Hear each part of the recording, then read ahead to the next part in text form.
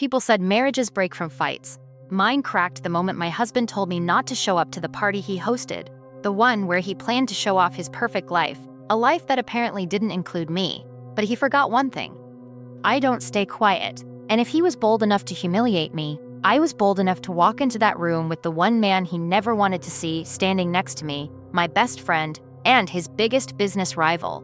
And when we walked in, Derek's face trained like someone yanked the soul out of him. Let's start the story. People think marriages explode in one dramatic moment, like a door slammed, a suitcase packed, or a cheating text glowing on a phone screen. Mine didn't. Mine broke in quiet, calculated pieces. The pieces my husband, Derek Hayes, thought I was too soft to notice. He always said I was too sweet, too nice, too trusting. And honestly, he wasn't wrong. But what he always forgot was that I wasn't stupid. I just didn't waste my energy on calling out every red flag he waved like a parade banner. The first crack showed up when Derek started getting jumpy whenever I asked about his work events.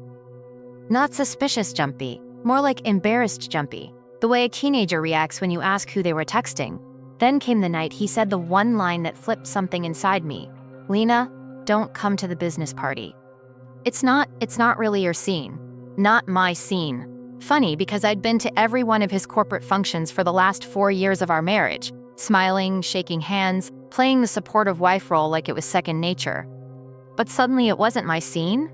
Yeah, okay. I remember standing in the kitchen with my hair tied up, still wearing my work apron, while Derek adjusted his tie in the hallway mirror like he was auditioning to be the face of I Have Something to Hide Monthly. He avoided eye contact, like the eye contact owed him money. He kept straightening the same tie knot, pretending it wasn't already perfect. So I played it cool, tilted my head, smiled softly, the exact way he expected me to. You sure? I asked. He said, grabbing his keys. It's a really important night. I don't want any distractions. Distractions. That's what I was? The wife who supported him through every failed pitch, every stressful quarterly review, every night he came home blaming the world for his own mistakes? Yeah, that word stung. But I swallowed it, because I wanted to see what he'd do next. And I didn't have to wait long. 2 hours later, while cleaning up dinner, his phone lit up on the counter. A preview popped up. A message from someone I didn't know, someone named Mira, and the words made my stomach drop. Can't wait to see you tonight. Don't worry, she won't be there. He promised someone else I wouldn't be there. That's when I realized this wasn't about a party. This was about him rewriting the story of his life without me in it. And that was the moment I decided he had no idea who he was underestimating. I stood there staring at Derek's phone like it was a live grenade. Don't worry, she won't be there. He typed that with his whole chest, confident, careless, and so damn sure I'd stay quiet like always. But here's the thing, sweet doesn't mean stupid and soft doesn't mean blind. I didn't open the message thread, I didn't need to. The preview alone told me everything I'd been trying not to admit. There was someone else. Someone bold enough to text my husband like she owned him, and bold enough to assume he owned me. I put the phone down exactly where it was and stepped back like it might burn me, because the old me, the version Derek expected, would have waited for him to come home, cried quietly, and hoped for an explanation. But not tonight. Tonight something in me clicked into place. The next morning, Derek left early, claiming he had pre-meeting meetings, whatever that meant. So I used the free time to do what he thought I'd never do. I checked the guest list for the party. Derek loved to brag, so thankfully, he'd left the printed list on his desk. Page 1, executives. Page 2, investors. Page 3, competitors. Page 4, plus ones. And that's when my blood ran cold. Right next to Derek's name was +1, Mira Lane. He didn't just invite her. He brought her instead of me. I wasn't uninvited. I was replaced. I sat back, breathing slow, the realization sinking in like ice. And then something wild happened, something Derek never expected. I laughed, quiet, sharp, almost amused, because he had no idea what line he'd just crossed. He didn't just embarrass me, he underestimated me. And that was always his biggest mistake. My next move was obvious. There was only one person who could help me flip Derek's entire night upside down. and make sure he never forgot who he tried to humiliate. So I grabbed my phone and dialed the one contact Derek hoped I'd never call. "Calvin?" There was a pause. Then his familiar voice. "Lena?" "What's wrong?" I swallowed, keeping my tone calm. "I think you'll want to hear this," I said, "and I think you'll enjoy tonight's party more than anyone." There was a dark chuckle on the other end, the kind that meant trouble for Derek. "Oh, trust me," Calvin said. "I've been waiting for something like this." And just like that, the alliance was set. Calvin Rhodes wasn't just my best friend. He was the one man Derek hated more than traffic, losing money, and spinach combined. To the business world, Calvin was a shark, clean-cut, brilliant, and intimidating, without ever raising his voice. To me, he was the one person who'd seen me cry, laugh, break, and rebuild. So when I told him Derek replaced me with another woman, Calvin went quiet, dangerously quiet. "Say it again," he said. "He took her to the party?" "Her name is Mira," I replied softly. "Apparently I'm not the right image for tonight." There was a harsh exhale on the phone, not pity, not shock, more like calculations firing behind his eyes. "Lena, I'm coming over." 20 minutes later, Calvin walked into my living room like a storm in a suit. Sharp jaw, sleeves rolled, eyes blazing. He didn't sit, he didn't even blink. "Derek has officially lost his damn mind," he muttered. "And he thinks he can humiliate you while parading his side chick in front of half the industry?" I shrugged lightly, the sweet smile Derek always fell for. Maybe he thought I wouldn't notice. Calvin scoffed. "He forgets you pay attention better than any of us." He paced for a second, then turned to me with that dangerous smirk, the one Derek always hated. "We're going to the party." My eyebrows lifted. "With you?" "Exactly with me," he said. "If Derek wants to play the image game, and let's give him a picture he'll never unsee." I laughed softly, shaking my head.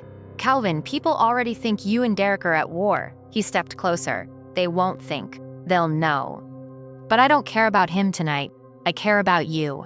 His words hit a little deeper than I expected. "Lena, look at me." I met his eyes. "He tried to erase you from your own marriage.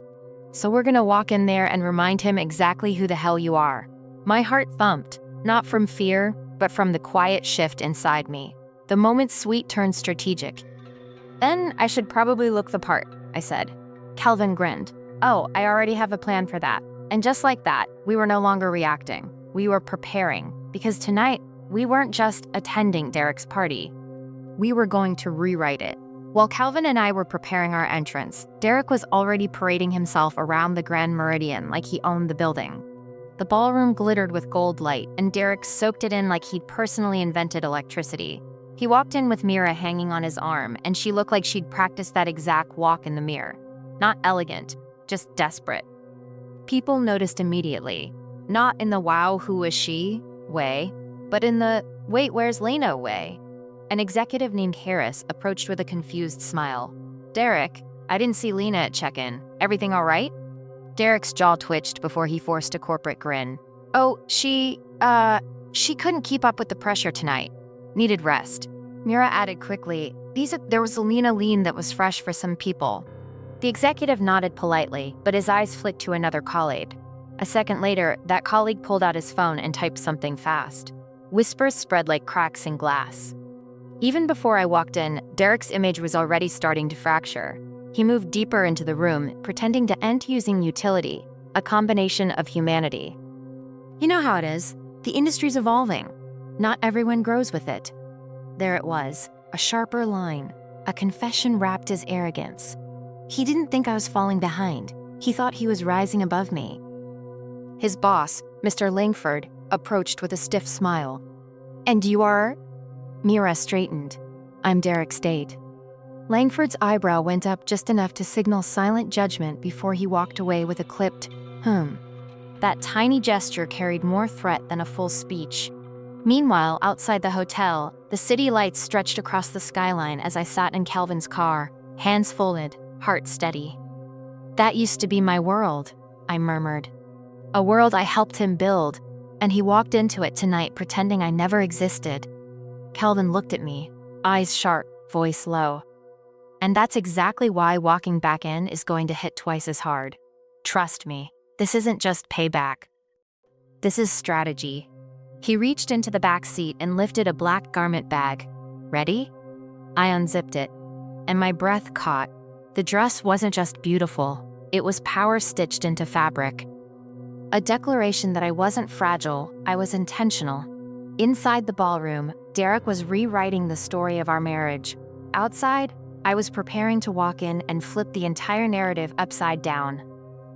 The moment the ballroom doors opened, the whole world paused. Not because of the chandelier lights, not because of the jazz band warming up, not because of the CEO stepping onto the stage. It stopped because I walked in. And I didn't walk in alone. Calvin stepped beside me, confident, sharp suit, the kind of presence that made people turn before they even knew why they were turning.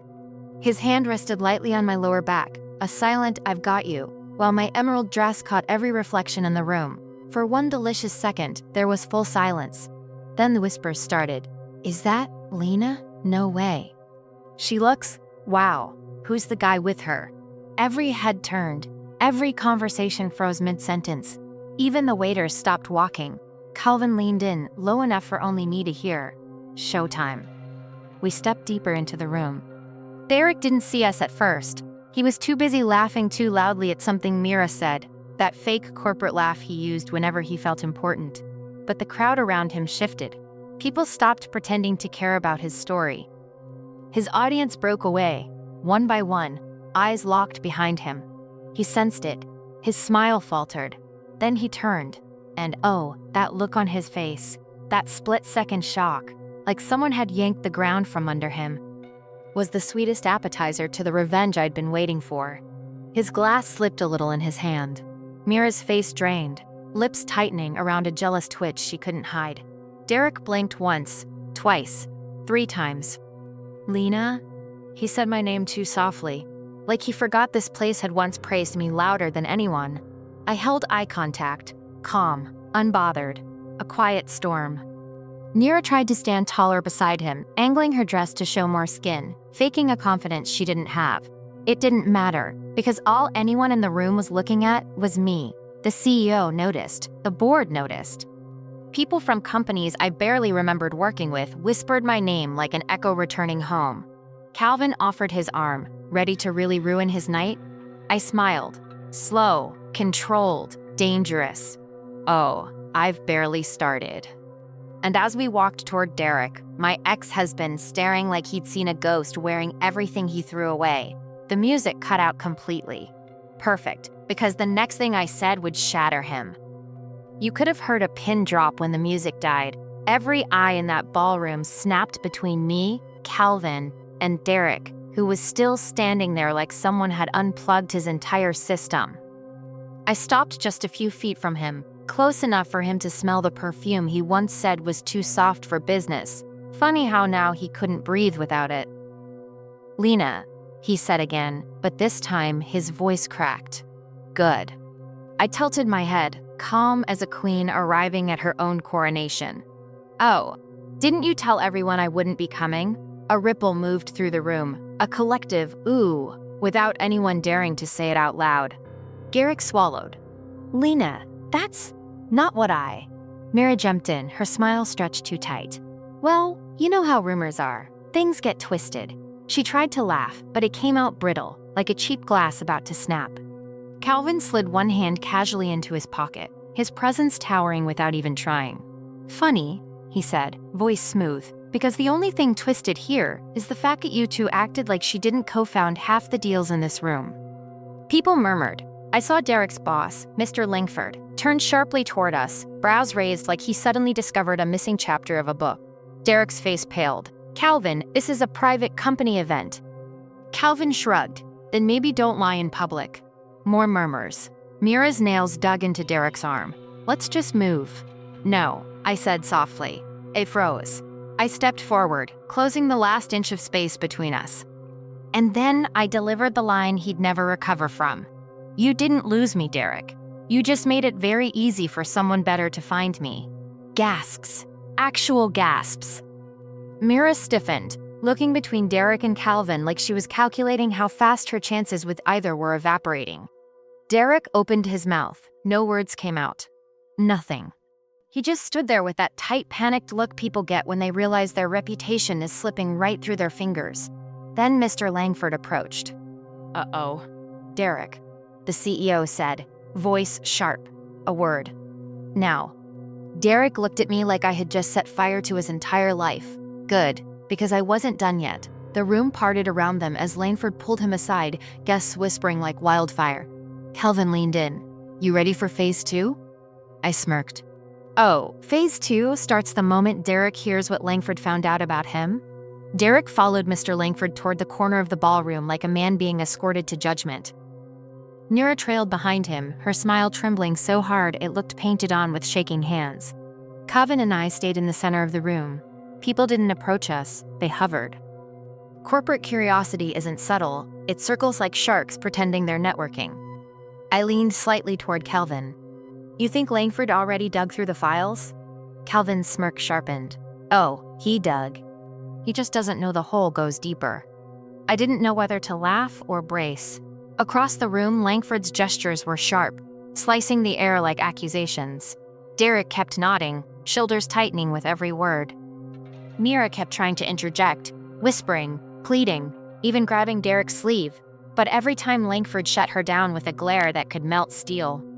2 coworkers drifted past us, whispering behind their glasses. "Did you see the approval reports?" one murmured. "He inflated the numbers, again." "Yeah," the other said. "Bonus metrics, projections, all massaged. Langford's livid." Calvin shot me a knowing look. Sloppy work from a man who thought he was untouchable. Mira suddenly snapped, her voice cracking loud enough to slice through the whispers. "This is getting blown out of proportion." Everyone froze. Langford turned on her. "What's blown out of proportion is your partner hiding manipulated financials and misrepresenting his wife's contributions to the board." He then looked directly at me. "Mrs. Hayes, after this, I need a conversation with you." A ripple spread. Surprise, respect, curiosity. Derek went pale. That's not what happened," he stuttered, but even he didn't sound convinced. A tiny, ugly crack formed in his expression. Fear. Regret. The dawning realization that the control he held for years was slipping right out of his hands. Langford crossed his arms. "We're moving this to my office." Now. He walked ahead. Derek and Mira followed, or tried to. Mira clutched him desperately, whispering through clenched teeth. "Fix this. Derek, fix it before everything falls apart." But he barely heard her, because as they reached the hallway, Derek turned back toward me, and when our eyes met, he looked like the floor had opened under him. "Lena." His voice wasn't commanding anymore. It was small, shaking. "Please don't go anywhere." My lips curled. "Oh, I was going somewhere, just not with him." The hallway swallowed Derek, Mira, and Mr. Langford, leaving the ballroom buzzing like someone had shaken a hive but told all the bees to whisper. Calvin touched my elbow lightly. "You okay?" I nodded, but it wasn't the shaky kind of nod I'd given 100 times during my marriage. This one was steady. "I'm not scared of him anymore," I said quietly. "And that scares him." Calvin's smile was soft but proud. "Good, because what comes next? You'll need that spine you found." We stayed where we were, but the people moved differently around us now. Less gossip circle energy, more respect. 2 women I barely knew from past company dinners approached, hesitant. "Lena, we didn't know you were coming. You look amazing." Translation: "We heard what Langford said. We know you were important." Before I could respond, a sharp chime echoed through the ballroom, the sound of the glass doors clicking shut. Langford had locked the hallway. Interesting. Calvin angled his head. That means he doesn't want anyone interrupting whatever truth bomb is about to drop. My chest tightened, not fear, anticipation. I imagined Derek sitting across from Langford, fumbling through lies he used to deliver with confidence. And Mira, trying to clean up a mess she helped create. But something deeper pulled at me. Not revenge, not anger, closure. Because for years, I'd been the silent engine of Derek's success, working late, negotiating contracts, softening his bad decisions. And he repaid me with humiliation. Now, he was finally being evaluated without me holding him together. Calvin leaned closer, voice low. "They're not coming out for at least 15 minutes. and everyone in this room is waiting to see where you stand. I exhaled slowly. Then I guess I should stop standing on the sidelines. He offered his arm. Walk with me. Let them see the woman he underestimated. We moved through the room, and the shift was instant. People straightened, made eye contact, nodded respectfully. A few even stepped aside like I was someone they didn't want to accidentally offend. Feels different when the room sees your worth before your husband does. But the moment Calvin and I reached the center again, bang. A door slammed in the hallway, hard. The glass doors rattled. The entire ballroom fell silent again, every head snapping toward the locked corridor. Calvin's brows lifted. That's not a good sign for Derek. My heart butted once, heavy. Because if a door slammed like that, someone inside had just lost control. Derek looked like a man walking into a courtroom without a lawyer. He pushed open the glass door to the boardroom, shoulders tense, mirror glued to his side like a shadow trying not to disappear. And for the first time, I didn't follow behind him. I walked beside Calvin, equal, confident, unbothered. The boardroom chatter died instantly. Every executive turned, every whisper stopped. Every eye landed on Derek, but then flickered to me. He felt it. He felt all of it. It was never funny. I sent a boardroom. I want you to come for me. Calvin pulled out a seat for me, deliberately, publicly, the kind of gesture that made two executives raise their brows and one assistant silently gasp. Derek's jaw flexed, Mira's face drained. Good. Langford started the meeting with zero warmth. Before we begin today's agenda, he announced, there are discrepancies we need to address. The temperature in the room dropped. Calvin stayed smooth, arms crossed, expression unreadable. I kept my posture calm, not angry, not emotional, just focused. The energy of a woman who no longer needed to shout to be heard. Langford continued. For months, our regional projections have shown inconsistencies that didn't match real performance. We initially believed it was system-related. He let that hang, but after reviewing access logs and timestamps, that is no longer the case. Derek's breath hitched, a tiny sound, but in the silence, it was loud. He finally spoke. I can explain, Langford cut him off. No, you can't, because explanation requires honesty, and that's something you've run out of. Lyra reached for Derek's hand under the table. He didn't take it. Her face cracked, fear mixing with betrayal. Langford turned to me. Ms. Martinez, thank you for your cooperation during our internal checks. I kept my voice even. Happy to help clarify the truth, one executive whispered, not quietly enough. So, she wasn't the problem, he was. Kelvin leaned toward me slightly, whispering with that sly confidence. Told you, they turn quick when the ship starts sinking. Now the panic started spreading across Derek's face. He knew what was coming next. Langford stood. Effective immediately, Derek Hayes is suspended pending full investigation. Gasps. Mira froze. Derek's eyes shot to me, not with anger this time, but pleading. Lena, please. The room watched us. Everyone held their breath. I stood slowly, gathered my folder, and kept a soft, dangerous smile. This isn't personal, Derek. This is accountability. And I walked out, leaving him drowning in the consequences he created. I didn't go home after the boardroom. I went somewhere better, Calvin's office. He closed the door behind us, tossed his jacket over a chair, and gave me that look, the I knew you had it in you look. You handled that like a damn CEO, he said. I exhaled, finally letting a wave of adrenaline slip away. It felt good. Scary, but good. Calvin grinned. Oh, sweetheart, that wasn't scary. Scary is what happens next. He handed me a printed file, a thick one. What is this? The part Derek thought no one would ever find. I opened it, and my heartbeat changed. Emails, transactions, approval requests, and Mira's name on multiple unauthorized sign-offs. Oh my God, I whispered. Calvin nodded. They weren't just cooking projections. They were diverting corporate funds into personal accounts, vacations, gifts, bonuses, and Mira was in on it? He smirked. She wasn't just in on it. She submitted half the approvals. The ground shifted again.